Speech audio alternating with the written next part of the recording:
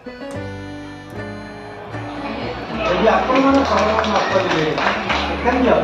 ପିଲା ଆପଣଙ୍କର ଆଜି 10th ପାସ୍ କରିବାକୁ ପଳେଇଲା ଗଲା, ତାଙ୍କର କ'ଣ ଅଛି? ଆପଣମାନେ ପିଲାଙ୍କୁ କେତେ ଉନ୍ନତ କରିବା ପାଇଁ ସେମାନଙ୍କର ଯେଉଁ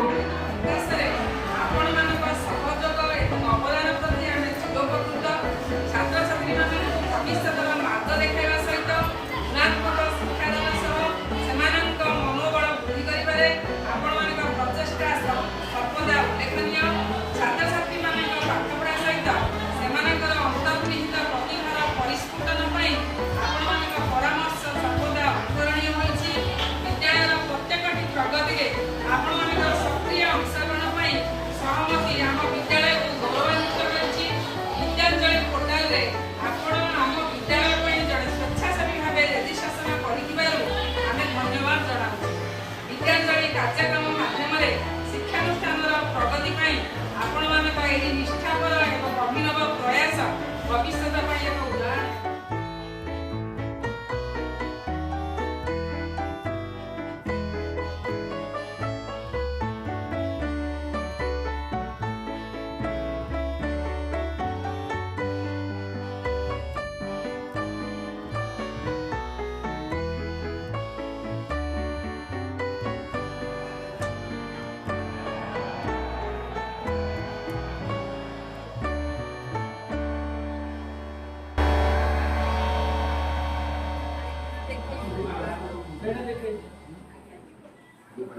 Sí.